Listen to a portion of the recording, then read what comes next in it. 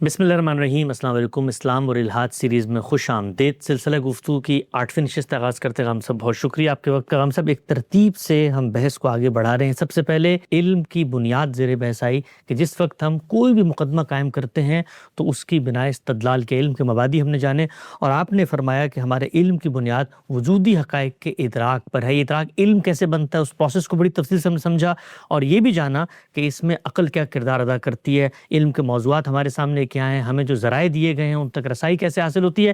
ان سب کی بڑی گہرائی سے تنقید ہوئی، اور پھر اس کے بعد ہم اس جانب بڑھے تھے کہ مذہب اب اپنا مقدمہ علم کی کس بنیاد پر پیش کرتا ہے۔ آپ نے فرمایا کہ مذہب اپنے مقدمے کی ابتدا بھی ایک وجودی حقیقت سے کرتا ہے، اور وہ وجودی حقیقت یہ ہے کہ انسان مخلوق ہے، اور مخلوق کیسے ہے اس کی پھر آپ نے تحلیل کر کے بتایا تھا کہ وہ کیا مراحل ہیں جو ہمارے مشاہدے میں آتے ہیں جن سے ہم یہ حکم لگاتے ہیں، اور یہ ایک سیلف ایویڈنٹ ٹروتھ ہے کہ انسان بنایا گیا ہے۔ دو تین چھوٹی چیزوں کی توضیح پھر میں چاہتا ہوں اسی ترتیب سے آپ گفتگو کو آگے لے کر جائیں۔ آپ فرماتے ہیں کہ انسان مخلوق ہے، اور یہ علم و یقین کے اوپر بیان کردہ مبادی کا حاصل ہے۔ ہم سب کے مضمون کی یہ لائن ہے۔ ہم سب نے فرمایا کہ یہ حاصل ہے، تو وجودی حقائق کے بارے میں تو ہم یہ جان چکے ہیں نا کہ وہ کسی چیز کا حاصل نہیں ہوتے، وہ تو آپ سے آپ ثابت ہوتے ہیں۔ مطلب یہ حقیقت ہے، میرا وجود ہے، خارج ہے، کوئی استدلالی پروسیس نہیں ہوتا۔ تو یہ حاصل کا لفظ کس کونوٹیشن میں یوز کیا آپ نے؟ اس معنی میں کہ جب ہم کسی چیز کو بنتے ہوئے دیکھتے ہیں تو وہ مختلف مراحل سے گزرتی ہے۔ ٹھیک، وہ مراحل نتیجہ خیز ہوتے ہیں تو ہم یہ لفظ استعمال کرتے ہیں۔ درست۔ یعنی اگر ہم نے ایک میز کو بنتے ہوئے دیکھا ہے تو اس کو ہم مختلف مراحل سے گزرتے ہوئے دیکھیں گے۔ لکڑی کی صورت میں دیکھیں گے، لکڑی کو کٹتے ہوئے دیکھیں گے، اس کو مختلف حصوں میں تقسیم ہوتے ہوئے دیکھیں گے، اس کو ہموار کیے جاتے ہوئے دیکھیں گے۔ یہ چیزیں ہمارے مشاہدے میں آئیں گی، لیکن ہم اس پر میز بن گئی ہے اس جملے کا اطلاق کب کریں گے؟ جب ان کا حاصل یا نتیجہ ہمارے سامنے آ جائے۔ اچھا، ٹھیک ٹھیک، اس کا بیان ہے۔ ٹھیک، بالکل نقطہ واضح ہوا۔ اچھا صاحب، یہ جو مشاہدہ ہم کرتے ہیں کہ انسان مخلوق ہے اور یہ وجودی حقیقت ہے، اور یہ مشاہدے میں آتی ہے تبھی وجودی حقیقت بنتی ہے، تو آپ فرماتے ہیں کہ انسان کے مخلوق ہونے کا مشاہدہ ہم اپنی آنکھوں سے کر سکتے ہیں، لیکن آنکھ بظاہر نطفہ، بیضہ جنین، اعضاء کی تشکیل، ولادت اور شعور کے ظہور کو دیکھتی ہے۔ سوال یہ ہے کہ کیا ہم واقعی میں خلق کے فعل کو دیکھتے ہیں، یا صرف مراحل اور آثار کو دیکھتے ہیں جن سے پھر عقل یہ نتیجہ اخذ کرتی ہے کہ انسان مخلوق ہے؟ یعنی مشاہدہ جو ہے وہ بننے کا ہے یا بنائے جانے کا ہے؟ ہر موقع کے اوپر جب ہم کسی فعل کا مشاہدہ کرتے ہیں تو وہ اجزائی کی صورت میں سامنے آتا ہے۔ ٹھیک، پینے کا فعل ہوتا ہے۔ آپ کہتے ہیں کہ یہ میرے ہونٹ ہیں، ٹھیک، یہ میرے سامنے ایک سیال چیز ہے، میں نے اس کو ایک کوزے میں ڈالا ہے، درست، میں نے اس کو اٹھا کر اپنے لبوں کے قریب کیا ہے، یہ سب باتیں آپ کہہ سکتے ہیں۔ حاصل کیا ہے؟ پینا۔ پینا۔ تو اصل میں یہ بتایا جا رہا ہے کہ جو چیز ہمارے مشاہدے میں آئی ہے وہ ان سارے مراحل میں مشاہدے میں آئی ہے، جس کے بعد ہم اس پر یہ حکم لگانے کی پوزیشن میں آ گئے ہیں، یہ تو بن گئی ہے، یہ تو ہم نے اس کو بنتے ہوئے دیکھ لیا ہے۔ تو جتنے افعال بھی ہماری زبان میں استعمال ہوتے ہیں وہ کبھی جز کو بیان کرتے ہیں، کبھی کل کو بیان کرتے ہیں، کبھی ابتدا کو بیان کرتے ہیں، کبھی حاصل کو بیان کرتے ہیں۔ تو یہاں چونکہ حاصل کو بیان کرنے والا فعل استعمال کیا گیا ہے، اس لیے یہ تعبیر بھی موزوں ہوئی۔ اب رہ گئی یہ بات کہ بنائی گئی ہے یا بنی ہے، یہ اگلی بحث ہے۔ ٹھیک، نقطہ بالکل واضح ہو گیا۔ آگے بڑھاتے ہیں سلسلہ گفتگو سے۔ مجھے بتائیے گا وہیں سے بات کو جوڑ کے کہ اب مذہب اپنا مقدمہ آگے کیسے بڑھاتا ہے؟ یہاں تک اگر بات واضح ہو گئی ہے تو اس سے آگے میں نے اپنے اس مضمون میں لکھا ہے، ہم اس مخلوق کو دیکھتے ہیں، یعنی اس کے بننے کو بھی ہم نے دیکھ لیا، نتیجے کو بھی ہم نے دیکھ لیا، حاصل بھی سامنے آ گیا۔ اب ہم پورے اطمینان کے ساتھ یہ کہہ سکتے ہیں کہ ہم نے ایک مخلوق کو دیکھا ہے۔ یعنی کس کو دیکھا ہے؟ ایک بنی ہوئی چیز کو دیکھا ہے۔ ٹھیک، ہم اس مخلوق کو دیکھتے ہیں اور اپنے شعور کی ساختی سے مجبور ہیں کہ اس کا خالق تلاش کریں۔ اس لیے کہ جب بھی کوئی فعل ہوتا ہے تو ہمارے شعور کی ساخت فوراً فاعل کی تلاش میں نکل کھڑی ہوتی ہے۔ ٹھیک، وہ اس سے دستبردار ہو ہی نہیں سکتی۔ کسی چیز کا شعور کی ساخت میں ہونے کا مطلب کیا ہے؟ وہ میرے اور آپ کے لیے استقرار ہے۔ اس کو میں نے آگے واضح کیا ہے۔ اس لیے نہیں کہ ہر چیز کا خالق ہونا چاہیے، یعنی یہ جو ہم مخلوق کو دیکھ کر خالق کی تلاش میں نکلے ہیں تو کیا اس قاعدے کی پیروی میں نکلے ہیں کہ ہر چیز کا خالق ہونا چاہیے؟ میں نے عرض کیا کہ نہیں۔ اس لیے نہیں کہ ہر چیز کا خالق ہونا چاہیے، اس لیے کہ ہر مخلوق کا خالق ہونا چاہیے۔ یعنی اس کا تعلق اس چیز سے ہے جس کا ہم نے مشاہدہ کیا ہے. اگر وہ چیز کسی فعل کا حاصل ہے تو ہم اس فعل کا فاعل تلاش کریں گے. ٹھیک. اور اگر وہ کسی فعل کا حاصل نہیں ہے یا فعل کی حیثیت ہی نہیں رکھتی تو ہم اس کا فاعل کیوں تلاش کریں گے؟ تو یہ اس کی تحلیل کر کے بتایا گیا ہے کہ ہم نے چونکہ ایک مخلوق کا مشاہدہ کیا ہے، ٹھیک. اس کا مخلوق ہونا ہمارے لیے ایک وجودی حقیقت ہے، اس لیے ہم خالق کی تلاش میں نکل کھڑے ہوئے ہیں. ہم اس مخلوق کو دیکھتے ہیں اور اپنے شعور کی ساختی سے مجبور ہیں کہ اس کا خالق تلاش کریں. اس لیے نہیں کہ ہر چیز کا خالق ہونا چاہیے، اس لیے کہ ہر مخلوق کا خالق ہونا چاہیے. یہ خلق کا فعل ہے، یعنی بننے کا فعل ہے. یہ خلق کا فعل ہے جو ہمیں اس تلاش کے لیے مجبور کرتا ہے. ٹھیک. یعنی محض کسی چیز کا موجود ہونا اس تلاش کے لیے ہمیں مجبور نہیں کرتا. ہم نے ایک فعل کا مشاہدہ کیا ہے. وہ فعل کیا ہے؟ خلق کا فعل، بننے کا فعل. فعل کو دیکھ کر ہم اسے فاعل سے الگ نہیں کر سکتے. یہ ہمارے شعور کی ساخت کی مجبوری ہے. ٹھیک. ہم اس استقرار کے ساتھ پیدا ہوئے ہیں، یعنی ہماری پیدائش ہی اس استقرار کے ساتھ ہوئی ہے. ہم اس سے دائیں بائیں نہیں ہو سکتے. ہم اس کی نفی کرنا چاہیں تب بھی نہیں کر سکتے. درست. ہم اس استقرار کے ساتھ پیدا ہوئے ہیں، لہٰذا کبھی اس پر راضی نہیں ہو سکتے کہ اثر کے لیے مؤثر اور فعل کے لیے فاعل کی تلاش سے دستبردار ہو جائے. یعنی ہم جب کسی شے کا مشاہدہ کریں گے اور اس میں اس طرح کا کوئی احساس پیدا نہیں ہوگا کہ یہ اثر ہے، تو نتیجے کا سوال بھی پیدا نہیں ہوگا. چنانچہ ہم مؤثر کو بھی تلاش نہیں کریں گے. اسی طرح اگر ہمارے سامنے کوئی چیز فعل کی صورت میں نہیں آئی ہے تو ہم فاعل کو بھی تلاش نہیں کریں گے. لیکن چیز اثر کی صورت میں سامنے آ جائے اور چیز کا مشاہدہ فعل کی صورت میں ہو جائے تو پھر ہم مؤثر کو تلاش کیے بغیر رہ ہی نہیں سکتے. ٹھیک. اور فاعل کی تلاش میں سرگرداں ہونے سے انکار ہی نہیں کر سکتے. بالکل ٹھیک. یہ ہمارے شعور کی ساخت کا بیان ہے.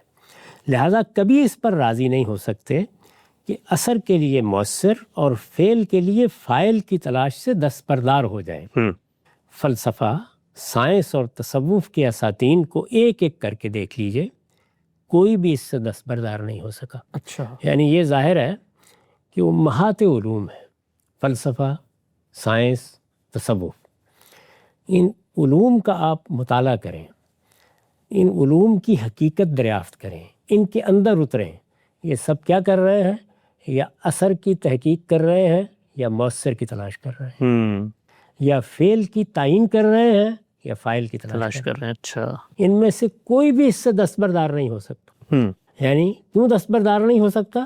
وہ جیسے ہی اس سے دستبردار ہوگا تو علم کی حیثیت سے فلسفہ ختم ہو جائے گا، سائنس ختم ہو جائے گی. بالکل ٹھیک. تصوف ختم ہو جائے گا. وہ تو یہی کر رہے ہیں. وہ یہی کر رہے ہیں. میں آپ بھی یہی کر رہے ہیں. یعنی ہم جس وقت کہتے ہیں کہ ہم علم حاصل کر رہے ہیں تو غور کیجئے ہم کیا کر رہے ہوتے ہیں؟ آثار کا مطالعہ کر رہے ہوتے ہیں.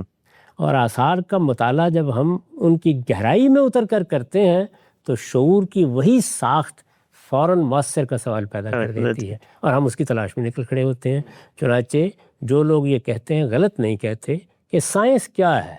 علت و معلول کے رشتوں کی دریافت.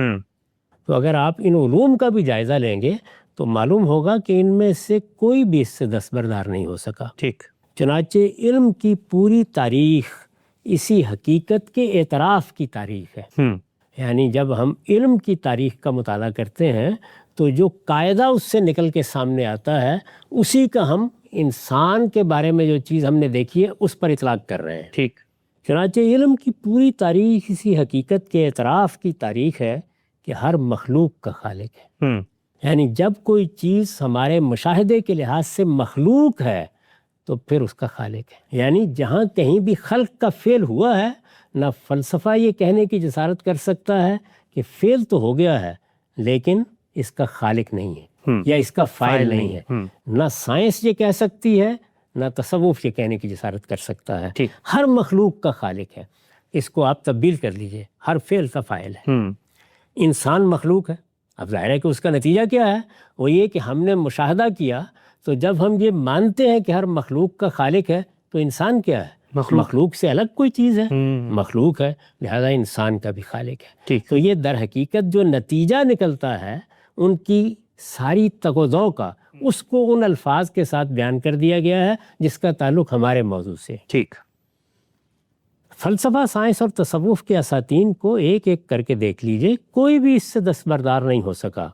چنانچہ علم کی پوری تاریخ اسی حقیقت کے اعتراف کی تاریخ ہے کہ ہر مخلوق کا خالق ہے، انسان مخلوق ہے، لہذا انسان کا بھی خالق ہے۔ پھر یہی نہیں، ہم جانتے ہیں کہ خلق کے جس فعل کا ہم نے مشاہدہ کیا ہے وہ ارادی ہے۔ کیا مطلب؟ یعنی ایک چیز بنی ہوئی ہم نے دیکھی، اس بنی ہوئی چیز پر ہمارے شعور کی ساخت نے کیا حکم لگایا کہ یہ تو بنی ہوئی ہے، لہذا بنانے والا ہونا چاہیے۔ ٹھیک۔ وہ بنی ہوئی چیز کو بنانے والے کے بغیر قبول نہیں کرتا۔ ٹھیک۔ لیکن کس طرح بنی ہوئی ہے؟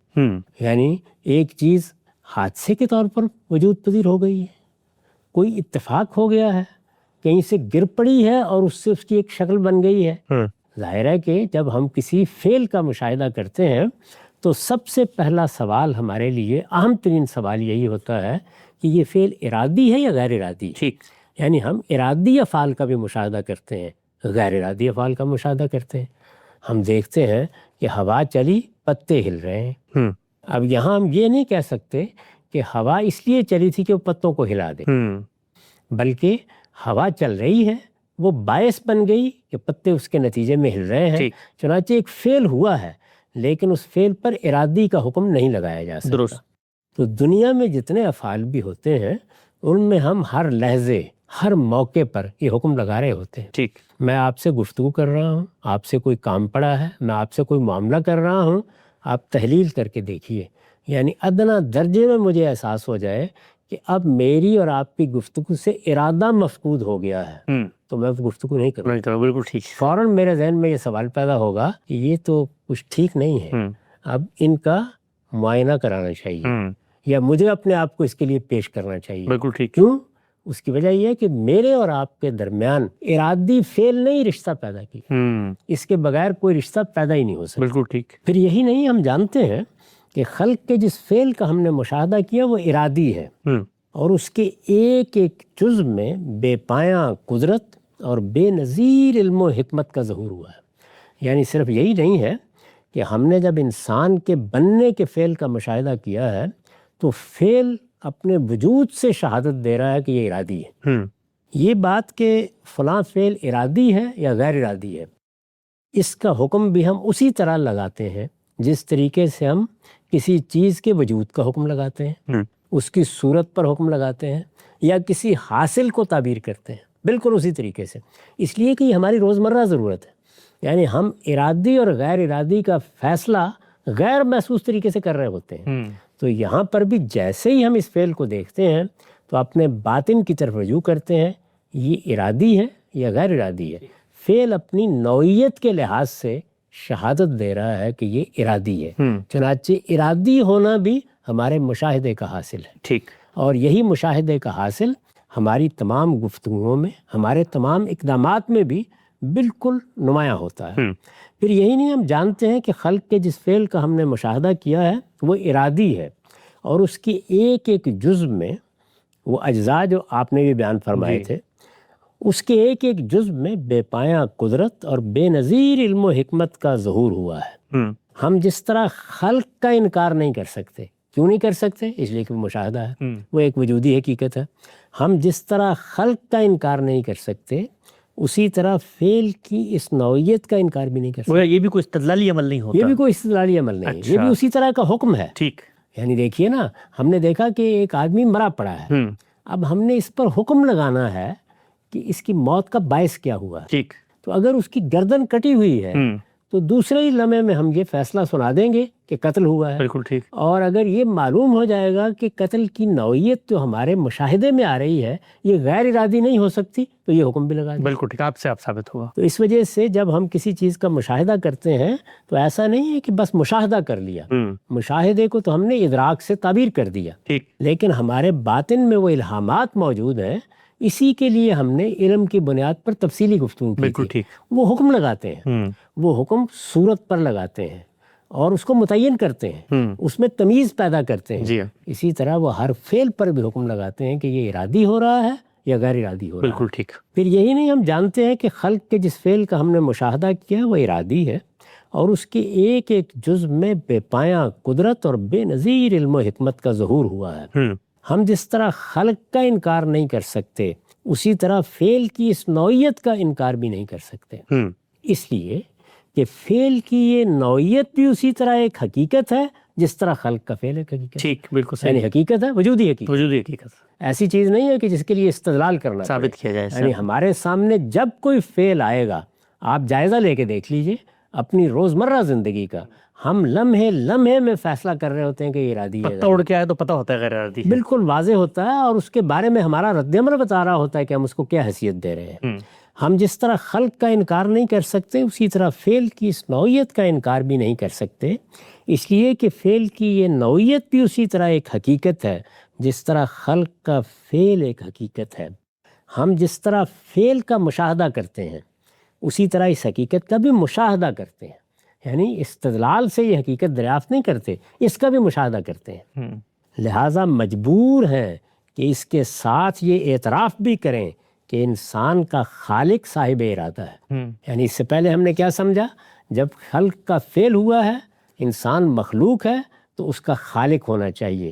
اب ایک دوسری بات کیا معلوم ہوئی کہ خالق اگر ہے تو وہ صاحب ارادہ ہے۔ ٹھیک، اس کے ساتھ یہ اعتراف بھی کریں کہ انسان کا خالق صاحب ارادہ ہے، اس کی قدرت بے پایاں ہے، اس لیے کہ وہ قدرت ہے جس کا خود فعل میں ظہور ہو رہا ہے، اور وہ علیم و حکیم ہے، یعنی فعل کی نوعیت ایسی ہے کہ اس میں علم کا بھی ظہور ہو رہا ہے اور حکمت کا بھی ظہور ہو رہا ہے۔ تو ہم نے یہ چیزیں بھی دیکھ لی ہیں، اور جس طریقے سے ہم کہتے ہیں کہ یہ ہم نے مثلث دیکھی ہے، یا ہم نے میز دیکھی ہے، یا ہم نے کرسی دیکھی ہے، اسی طرح ہم کہتے ہیں ہم نے پانی کو بہتے ہوئے دیکھا ہے، ہم نے فلاں شخص کو پانی پیتے ہوئے دیکھا ہے، ہم نے فلاں کوزے سے پانی گرتے ہوئے دیکھا ہے۔ تو فعل کا مشاہدہ، فعل سے فاعل تک رسائی ہوتی ہے، اور پھر فعل کی نوعیت بتاتی ہے کہ یہ ارادی ہے یا غیر ارادی ہے، اور اگر یہ ارادی ہے تو پھر ارادہ کرنے والے کی کن صفات کا اس میں ظہور ہوا ہے، اس لیے کہ جب وہ فعل ارادی ہے تو اس کا مطلب ہے کسی صاحب ارادہ سے صادر ہوا ہے، کسی غیر ارادی چیز سے ارادی فعل نہیں ہو سکتا، ہو نہیں سکتا، وہ کسی صاحب ارادہ سے صادر ہوا ہے، اور جب صاحب ارادہ سے صادر ہوا ہے تو نوعیت فعل بتا رہی ہے وہ صاحب ارادہ کیسا ہے، اس کی صفات بھی فوری طور پر نمایاں ہو جاتی ہیں۔ لہٰذا مجبور ہیں کہ اس کے ساتھ یہ اعتراف بھی کریں کہ انسان کا خالق صاحب ارادہ ہے، اس کی قدرت بے پایاں ہے، اور وہ علیم و حکیم ہے۔ درست، انسان کی عقل اسے یہاں تک لے آتی ہے، اچھا، یعنی یہ ہے عقل کا سفر۔ ٹھیک، عقل نے کیا کیا؟ عقل نے سب سے پہلے ہمارے اندر جو چیز ادراک کے نتیجے میں آئی اسے معنی دیے۔ وہ چیز کیا تھی؟ بننے کا فعل۔ ٹھیک، اس بننے کے فعل کا حاصل کیا ہوا؟ ایک انسان کا وجود۔ تو ہم نے اس انسان پر بننے کے اس فعل کی وجہ سے یہ حکم لگایا کہ یہ مخلوق ہے۔ ٹھیک، اور جب یہ حکم ہم نے لگا دیا تو ہمارے شعور کی ساخت نے فیصلہ کیا کہ اب اس کا خالق ہونا چاہیے۔ ٹھیک، یہ فعل ہے تو اس کا فاعل ہونا چاہیے۔ جب ہم فاعل کی تلاش میں نکلے تو اب ہم نے دیکھا کہ اس میں تو ارادہ کار فرما نظر آ رہا ہے، فعل کی نوعیت بتا رہی ہے کہ یہ کسی صاحب ارادہ سے صادر ہو رہا ہے، تو صاحب ارادہ کی صفات بھی فعل میں ہمارے مشاہدے کا موضوع بن گئی۔ تو یہاں تک ہمیں عقل لے کے آئی ہے، یہاں ہمیں کسی دوسری چیز کی مدد لینے کی ضرورت نہیں پڑی۔ انسان کو جو کچھ دیا گیا ہے وہ کیا ہے؟ انسان کے پاس حواس ہے، انسان کے پاس عقل جیسی چیز موجود ہے جو ان حواس کے ذریعے سے جو چیزیں اس کے ادراک میں آتی ہیں ان کو علم میں تبدیل کرتی ہے۔ تو اس نے علم میں تبدیل کر کے ہمیں یہاں تک پہنچا دیا۔ ایک نقطہ بالکل واضح ہوا غم صاحب، اثر کے لیے مؤثر، فعل کے لیے فاعل، اور جن صفات کا فعل میں ظہور ہوا ہے انہی کا ظہور فاعل میں بھی ہونا چاہیے۔ یہ وہ مبادی ہیں جن پر گفتگو کا سلسلہ جاری ہے۔ عقل نے ہمیں یہاں تک پہنچا دیا کہ اگر انسان مخلوق ہے تو اس کا بھی خالق ہونا چاہیے ہے، لیکن مذہب جس خالق کی بات کرتا ہے وہ کیسے ثابت ہوتا ہے؟ سلسلہ گفتگو کو آگے بڑھائیں گے اور جاننے کی کوشش کریں گے کہ آگے کی کیا مراحل ہیں۔ وقت یہاں پہ ختم ہوتا ہے، دوبارہ حاضر خدمت ہوں گے، اب تک آپ کا بہت شکریہ۔